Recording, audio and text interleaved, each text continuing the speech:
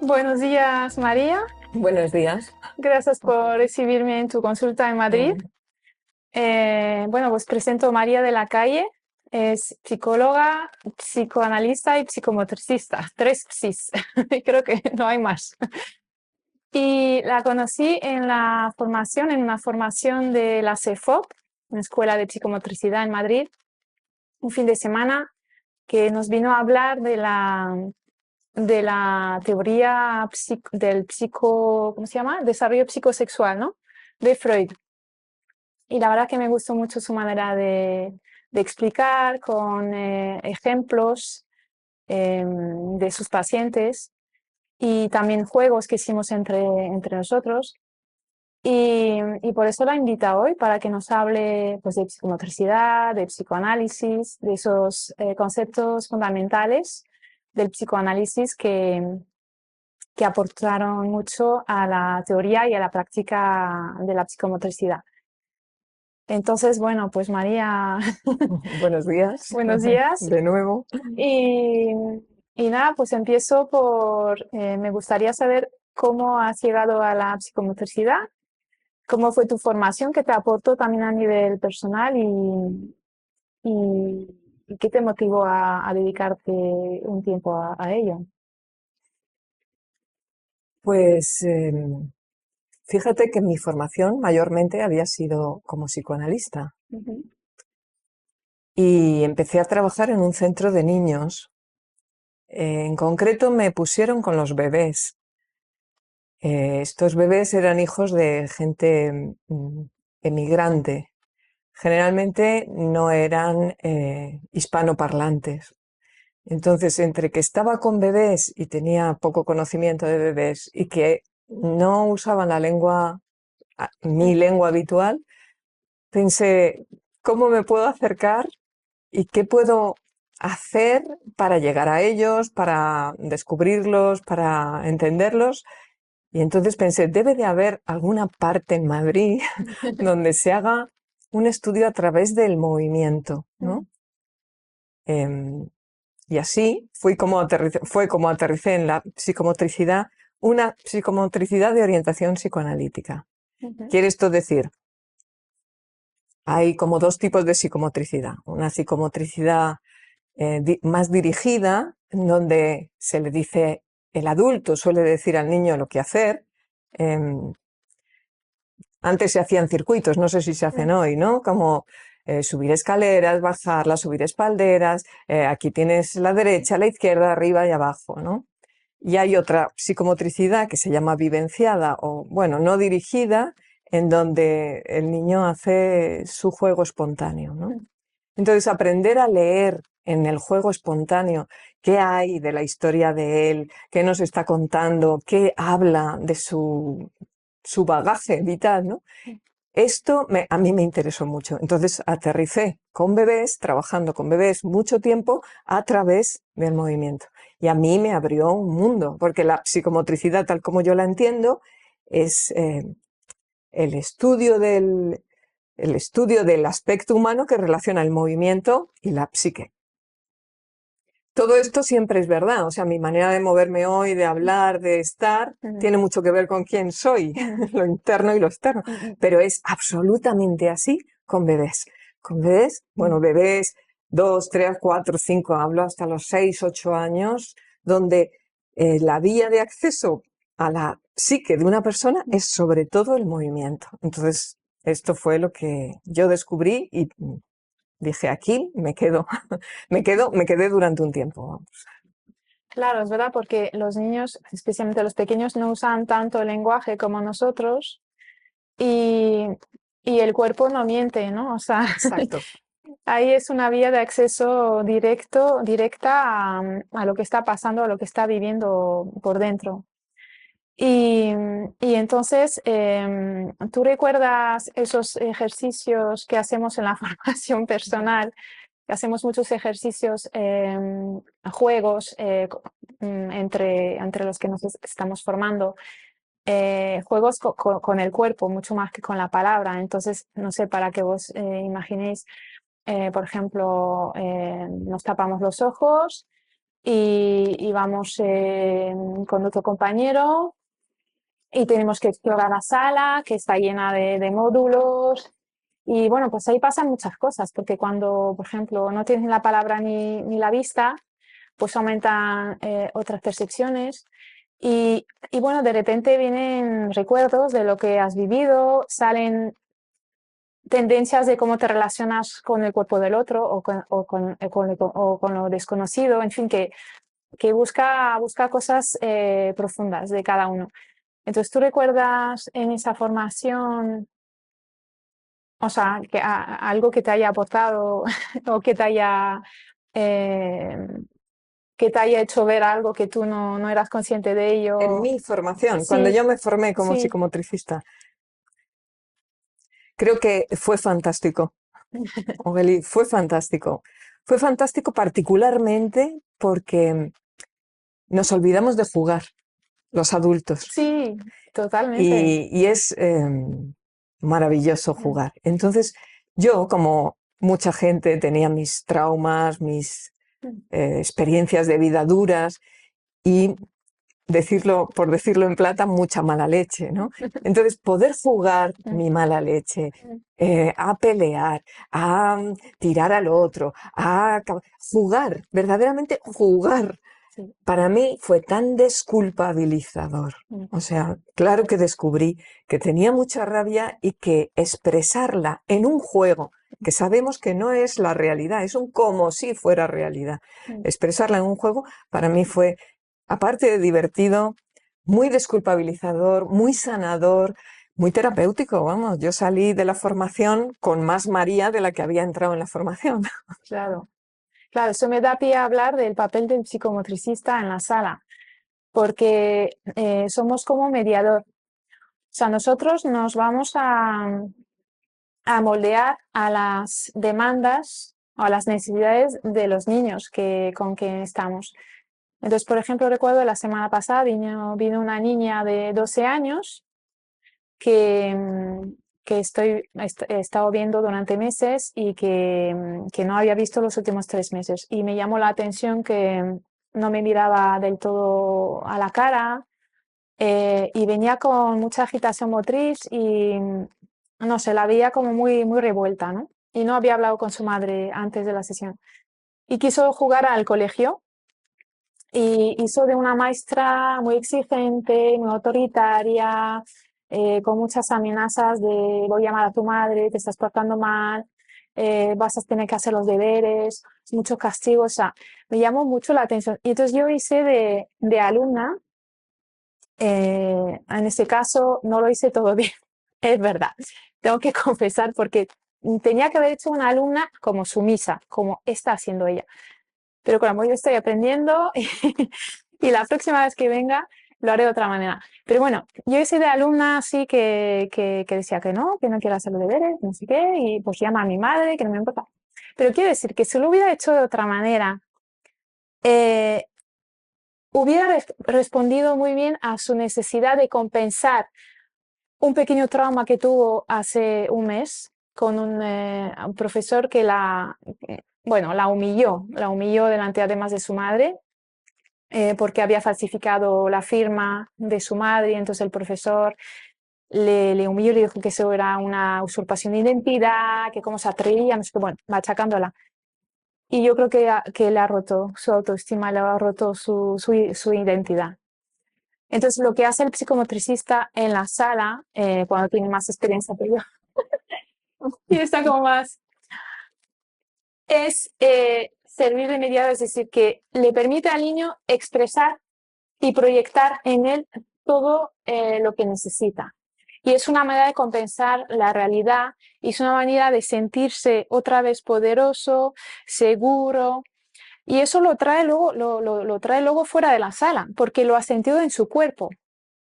Entonces yo creo que esto es lo bonito de los psicomotricistas. Bueno, es un poco lo que pasa en psicoanálisis, que Quiero, es quiero una transferencia, ¿no? Perdona, quiero añadir una cosa. Los adultos entendemos que cuando nos pasa un trauma, se nos quema la casa, se nos ha muerto un padre, cuando nos sucede algo que nos golpea, tenemos que hablar a todas horas sobre eso que nos ha pasado. Sí, Mira, me han robado. y hablamos y hablamos, y es a través de hablar que el trauma se hace menos trauma. Los niños lo juegan.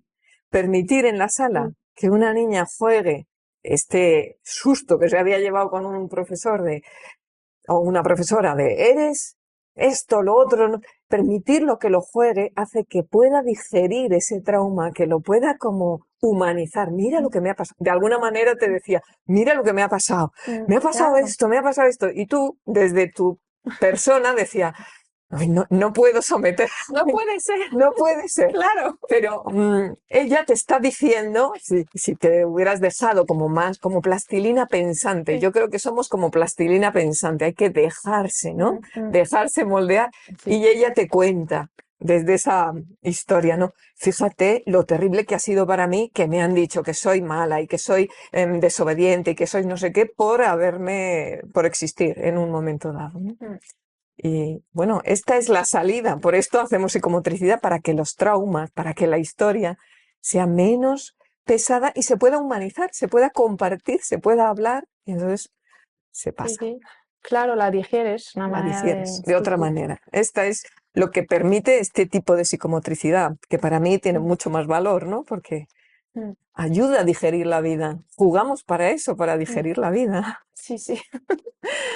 Y yo creo que es más efectivo que hablar, ¿no? O sea, no sé, pero yo, por ejemplo, Mm. cuando... No soy mucho de hablar, la verdad. Pero eso de quedar para hablar y contarse la vida, como que no me satisface mucho. Yo creo que mucho más efectivo es el jugar. Por ejemplo, el teatro. Me gusta el teatro porque en el teatro puedes expresar facetas de tu personalidad que no puedes desarrollar en la vida real.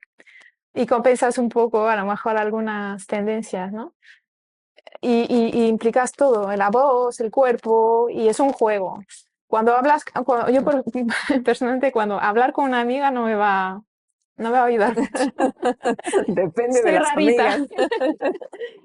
Bueno, No, pero es cierto lo que dices. O sea, cuando el cuerpo está implicado, yo creo que la emoción está más implicada, sí. y jugar, que el teatro yo creo que es otra manera de jugar a ser otro, juego a ser otro, Sí. alivia, alivia, resulta terapéutico, ¿no? Ayuda a digerir la realidad. Por eso nos contamos historias, porque digerimos la realidad con las historias que nos contamos. Sí. Y bueno, hablaba antes de lo que nos habías explicado en el curso de la teoría del desarrollo psicosexual de Freud. La verdad es que las palabras que se han quedado de su teoría suenan un poco mal. A mí me suenan mal y yo creo que a mucha gente. Eso de la fase oral, la fase anal, la fase fálica. Entonces, bueno, ¿nos podías hablar en otras palabras de lo que hay detrás de esos conceptos, de esa idea? Porque yo creo que incluso para los padres de los niños les puede ayudar a entender mejor mm, cómo se desarrollan sus niños, qué es eso de esas fases que tienen que ver con el cuerpo, claro, y con los agujeros del cuerpo. Entonces, bueno, no sé si... Primero hago una introducción de Sí, por qué psicoanálisis y psicomotricidad, por mm, qué están en relación. Y aunque ya lo he explicado en la introducción, sí os digo, ¿no? El psicoanálisis, lo que caracteriza al psicoanálisis es que tiene en cuenta el inconsciente, y el inconsciente es una parte como no tan clara, obviamente, por eso es mm, inconsciente, ¿no? Entonces, distingue una parte, lo que se ve, que una niña juega a ser una mandona, y lo que hay por debajo, que me he sentido miserable en un momento que alguien me ha sometido, ¿no? mm, Por decirlo en una manera sencilla. Entonces, esta psicomotricidad tiene muy en cuenta que lo aparente es solo aparente, y hay que aprender a leer qué hay debajo, ¿no? Entonces, sí que en el curso os hablaba de que Freud nos trajo, en su lenguaje del siglo pasado, nos trajo como una manera de pensar la infancia, ¿no? Como que ocurren determinadas fases que dejan su huella en el futuro. Nos habló de una primera fase, la fase oral, que tiene que ver con que el niño llega y lo primero que hacemos todos en grupo, o que cuando llegamos a un país diferente es, por favor, la seguridad, que alguien me acoja, que alguien me explique, que alguien hable por mí, que alguien, por eso hacíamos el juego de los ojos vendados y que se dejaban llevar por la sala, ¿no? Para sentir en el cuerpo lo que es la indefensión de llegar. Entonces, según llegues, según se te reciba, pues esa primera fase oral, que significa, digamos, que tiene que ver con la boca, pero tiene que ver con la receptividad. A ver cómo me reciben, sería esa primera fase. A ver qué es lo que genera el primer vínculo con las personas, ¿no? ¿Cómo es ese primer vínculo? Me ha llamado la atención de lo que has contado de la niña, que su primer vínculo es no mirar a los ojos y estar agitada, ¿no? Ya nos está hablando de cómo ha sido, cómo se vincula y qué temores puede albergar, ¿no? En ese primer momento de encuentro con un adulto que dice, no sé cómo me vas a tratar. Luego hay una fase anal, se llama anal porque el niño empieza a controlar esfínteres y empieza a controlar su cuerpo y puede decir, ya me siento bien acogido. Esa es la primera fase. Si todo va bien, ya me siento bien acogido. Pero oye, no soy un trapo, yo soy yo. Yo controlo. Controlo no solo mi caca, sino controlo mi cuerpo. Puedo subir, puedo bajar, puedo saltar. Controlo cuando te digo que sí y cuando te digo que no. Yo soy. Lo que nos dice después es yo soy. ¿Cómo se permite esa autonomía en los niños? Pues genera que esa fase se pase bien o no tan bien. Hay padres que te dicen, a los 2 años ya era muy malo, se portaba muy... ¿Por qué? Porque a los 2 años empieza a decir, no, Claro. no, no cojo, no hago. Es un signo de salud aprender a decir no, aprender a decir el nene, la nena, que se habla primero en tercera persona. El nene no calle, vale, el nene no quiere salir a la calle. Esa es lo característico de la fase anal, que también se llama sádica por una buena razón, porque los niños se ponen muy pesados. Que no, que tiene que ser así, que me traigas un vaso de agua, que me lo tiene que traer papá, que me lo tiene que traer mamá, que tienes que apagar la luz, que me cuentes el cuento, pero exactamente igual que O sea, se ponen mandones, se ponen como yo controlo y a ver hasta dónde controlo. Y esa es una fase un poco peligrosa porque uno puede entrar en luchas de poder de ¿cómo que tú me vas a decir a mí que eres un mico? ¿Me vas a decir lo que tengo que hacer? Pues no puede. Bueno, después de esa fase viene la fase fálica, que es una fase donde está integrado el complejo de Edipo, que ya sabemos todos que el complejo de Edipo tiene muy mala prensa y que todo el mundo dice que te enamoras del padre del sexo opuesto y rivalizas con el del mismo sexo. Eso es una simplicidad.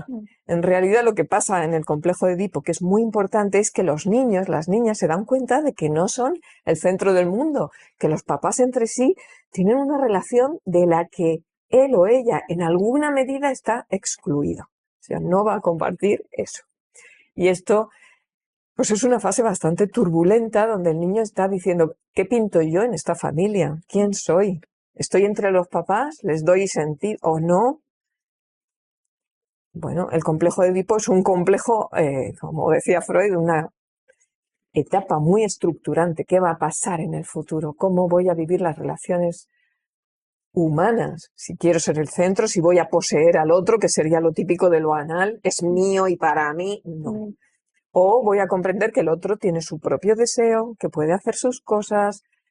Bueno, después vendría, esto muy, muy, muy resumido, porque me dice Ogeli que lo resuma, es mucho más complejo, pero bueno, para decirlo sencillamente, luego viene un periodo como de calma, de todo esto como que se reprime. Digamos que si todo ha ido bien, los niños y las niñas se desengañan de decir, bueno, vale, yo pinto en mi familia, pero no tanto.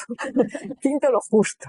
Y yo lo que tengo que hacer es buscarme la vida. Entonces ir al cole, empiezo a aprender qué pasa en la sociedad, empiezo a darle importancia a los amigos. Es un periodo un poco que se llama de latencia, porque todo esto pasa un poco en un plano subterráneo. Y después llega la adolescencia, que más o menos todos ya sabemos que es la eclosión de una sexualidad adulta, donde ya todo esto se va a poner en juego, pero de un modo subterráneo, por eso digo inconsciente. Todas estas fases que digo se reprimen, se quedan en el inconsciente. Y bueno, luego llega la adolescencia y es como el boom, ¿no? La explosión de la sexualidad adulta, ¿no? Y entonces, ¿has trabajado como psicomotricista en qué contexto?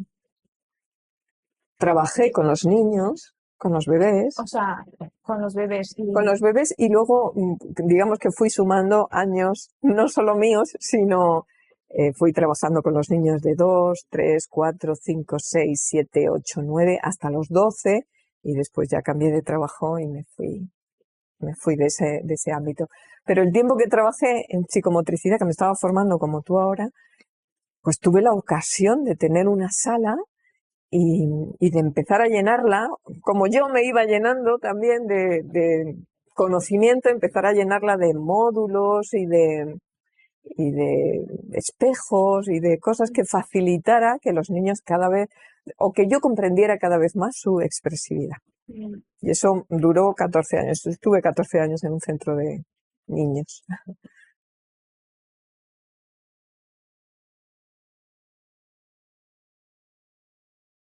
Echo de menos la energía de los niños, echo de menos mover mi cuerpo. Creo que son abordajes diferentes y que son complementarios. Claro que con la palabra, no solo la palabra, porque en psicoanálisis uno presta mucha atención al cuerpo, ¿eh? El cuerpo también Sí. habla. Es verdad que no se mueve, no jugamos así como los niños, ¿no? Pero tiene otro abordaje, pero son muy complementarios. Es un mundo por descubrir, Ogeli, al que yo te invito. Este mundo de adultos trabajando la psicomotricidad es un mundo que está en mantillas, en pañales, ¿no? Y entonces te invito, y invito a las nuevas generaciones, yo creo que es de una riqueza enorme. Hacer la formación tal y como yo la hice, vamos, me divirtió, hice amigas para toda la vida. eh, no sé, es muy complementario, te das cuenta, ¿no? Tocando tu cuerpo, viendo tu cuerpo, ¿no? Sí. ¿Cómo estás? ¿No? De otra manera. Y yo creo que es un mundo por explorar y descubrir y hacer, ¿eh? Sí, sí, de hecho yo llegué a la psicomotricidad a través de una experiencia personal con un psicomotricista de 90 años, francés, que lleva 50 años trabajando con adultos y hace talleres de respiración y movimiento, expresión vocal, hace también teatro. Y Y hace 25 años era bailarina clásica y una amiga mía me recomendó trabajar con él. Me habló de él, de algunos ejercicios que hacía. No le presté mucha atención en este momento. Y hace 4 años esa amiga vino a dar un espectáculo en los teatros de Canal con su marido, que es coreógrafo irlandés. Vino a dar un espectáculo y después vinieron a cenar a casa y me volvió a hablar de esa persona, de ese psicomotricista, y me dijo, le tienes que conocer. Entonces le fui a ver, hice un retiro con él de una semana en Francia. Y bueno, he sido bailarina clásica profesional, llevo 20 años practicando yoga todos los días, enseñando yoga. Digamos que tengo una relación con mi cuerpo muy peculiar y en una mañana de trabajo con él cambio, cambio algo muy esencial. Mm. Y, y pensé, pero ¿esto qué es? ¿La psicomotricidad qué es? No había escuchado hablar de esa disciplina. Y sin embargo, el tema de la interacción del cuerpo, de la mente, siempre me había interesado. Entonces, al llegar a Madrid, dije, tengo que estudiar esto, tengo que ver qué hay detrás, ¿no? Y es verdad que se puede hacer mucho con los adultos. Y luego la formación, lo que decías ahora, todavía es otra cosa, ¿no? Y es muy interesante todo lo que se descubre. Entonces, bueno, yo he empezado a trabajar con adultos, con lo que aprendí en Francia, porque lo practiqué durante un año, o sea, todos los ejercicios que hice ahí, que no son ejercicios, es más una manera de sentirse. Importante es la sensación. Mm. Y trabajas con la respiración profunda, con movimientos que repites de manera muy orgánica, lento, y llevas a cosas muy profundas. Pero la clave es la sensación y aceptar la sensación tal cual es.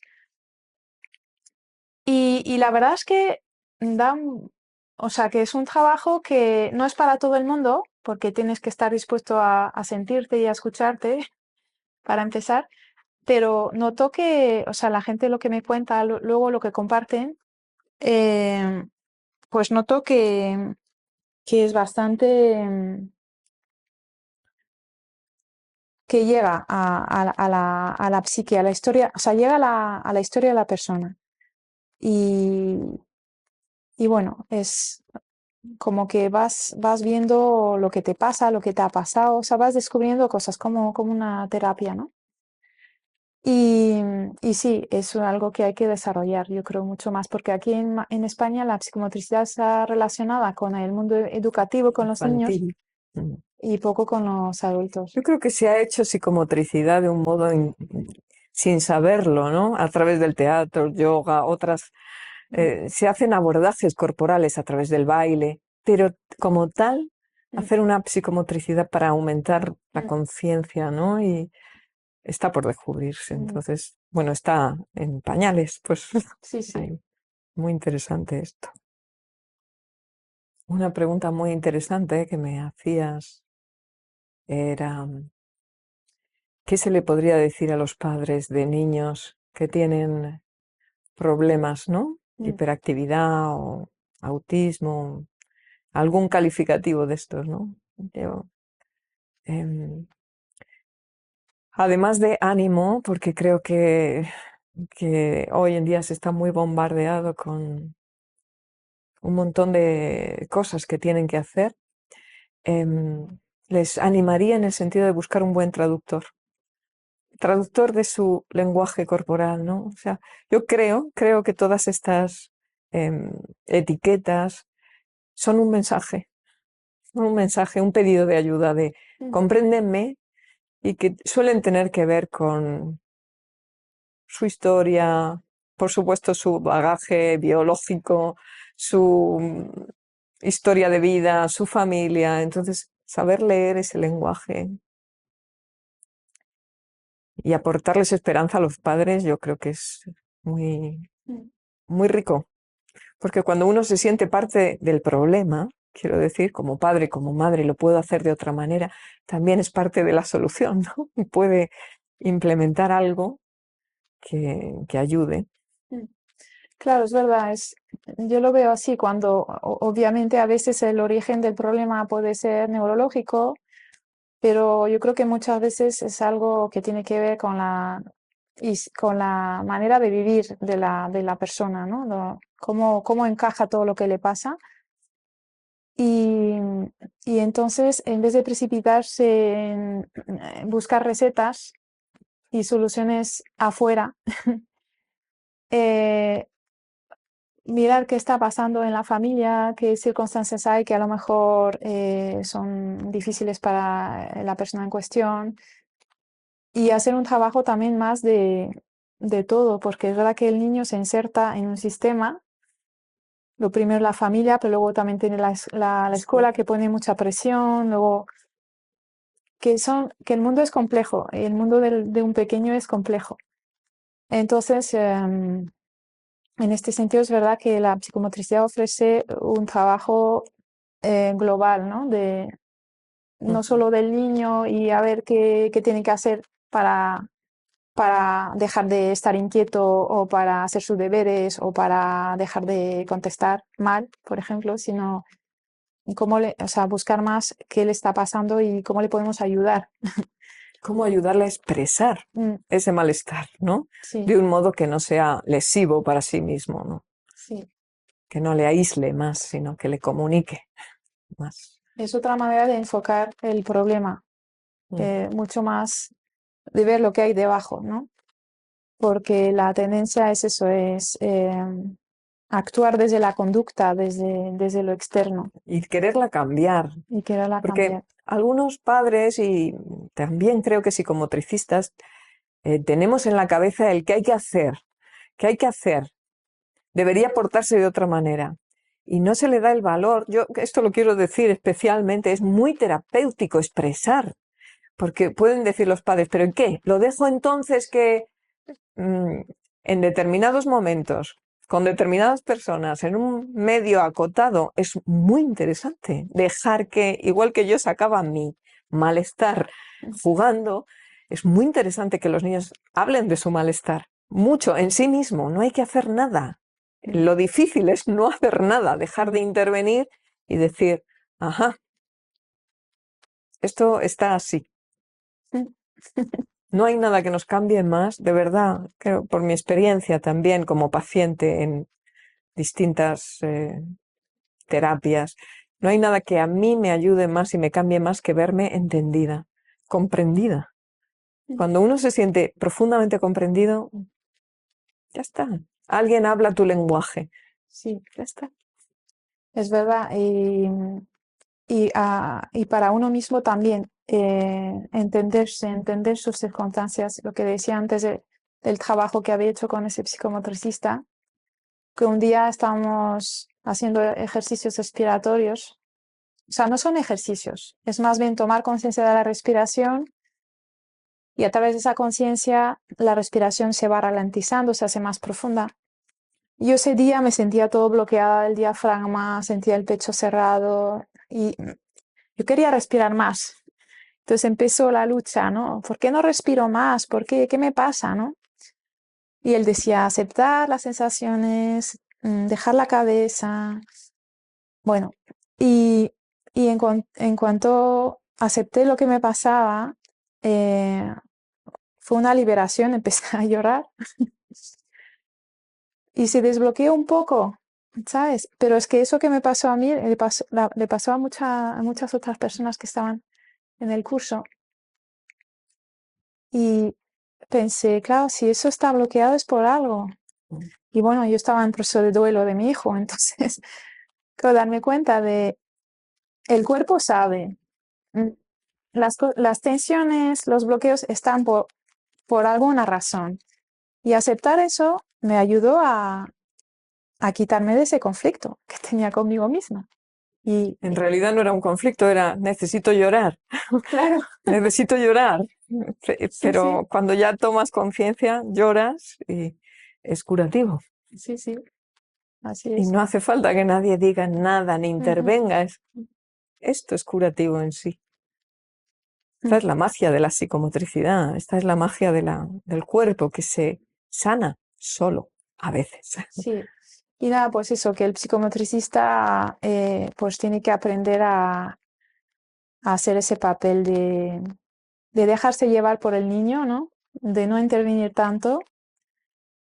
Eso es un arte, es difícil porque hay cosas que resuenan en ti. Por ejemplo, el otro día lo que comentaba que me parecía tan sumamente desagradable esa profesora que yo no podía someterme a esa autoridad injusta y, y claro, hay que dejar de lado un poco esas reacciones y estar totalmente al servicio del niño para que él pueda expresar esa, bueno, vengarse de alguna manera simbólica, ¿no? De Bueno, es muy interesante que tú sientas esa indignación que la niña debió sentir, ¿no? sí, Esto es, en esa reacción, creo que tú dijiste, ah, te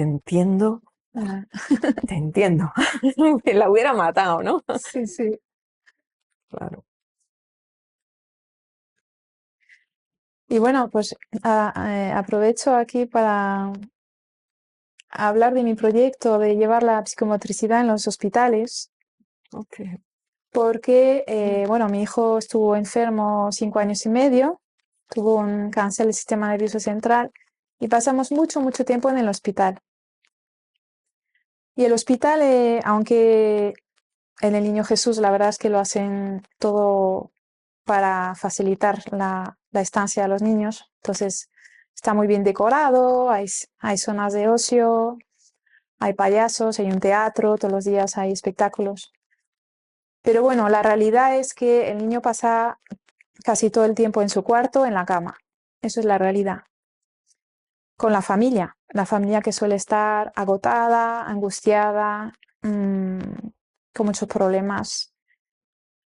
Y, y bueno, el problema es, lo primero, que el niño no se mueve, y eso para un niño es vida, el movimiento es vida.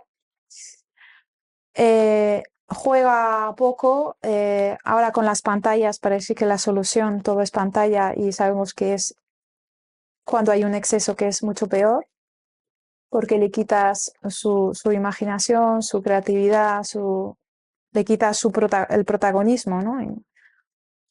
Y luego que no hay un interlocutor fuera del equipo médico y de la familia que sea más neutro y que haga ese papel que comentábamos antes de mediador, con el que pueda desahogarse, proyectar lo que necesita sacar. Entonces, bueno, pues eso es el proyecto, ¿no? Llevar la psicomotricidad al contexto hospitalario, especialmente para los niños, aunque a todo el mundo nos vendría bien, ¿no? Pero yo creo que es fundamental, porque además, cómo se trata al paciente, es verdad que, bueno, pues, bueno, hay de todo, pero en general las enfermeras, los médicos son majos con los niños, ¿no? Pero la enfermedad se, se enfoca como que es el cuerpo, el cuerpo está objetivizado, ¿no? Y se deja mucho de lado pues, a la persona. Entonces el cuerpo está manipulado, se opera, se pone tratamientos, se manipula mucho y bueno, yo creo que es una invasión en toda regla para el niño. Por mucho que le digamos, hola, ¿cómo estás? Eso es poco comparando con todo lo que tiene que pasar aparte. Y no solo que el cuerpo está objetivizado por el equipo médico y por el contexto, sino también el niño lo siente como extraño porque no tiene ningún control sobre su cuerpo, que si vomita, que si le duele, que si le falla, ¿no? Entonces yo creo que este trabajo de psicomotricidad, de subjetivizar el cuerpo, es fundamental. También Es por eso, más que fundamental. Yo sí, lo quiero subrayar, es vital en es ese vital. momento. Es que creo que si en algún punto se hace de más, es sobre la enfermedad infantil. Todo el mundo está llamado como hay que hacer, hay que hacer, hay que quitar, hay que curar, hay que operar, hay que... Nadie escucha. Y lo que hay que escuchar es una angustia enorme, la sensación de no controlo, no me puedo mover. O sea, hay que escuchar muchísimo. Y te oigo y pienso, es que es mucho más que fundamental. Es una cuestión que no sabemos, ¿no? No sabemos hoy en día qué fomenta el cáncer, qué lo disminuye, pero desde luego el estar algo más en paz con uno mismo, vamos, no tengo duda de que favorece los procesos de curación. Entonces, bueno, te animo con el proyecto, me parece que es impresionante. Ojalá y se lleve a cabo, realmente. Se puede empezar en el Niño Jesús o en cualquier, especialmente, ¿no? Con niños. Sería fantástico.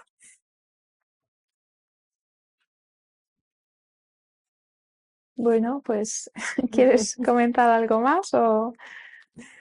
No, que estoy encantada, que gracias por venir, porque podamos hablar y que esto sirva para riqueza de otras personas, pues estupendo.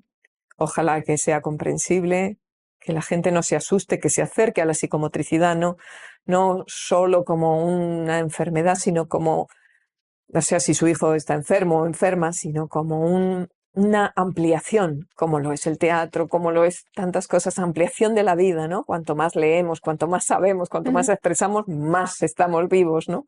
Pues ojalá que sea así. Y lo deseo para tu proyecto mucho. Muchas gracias, María.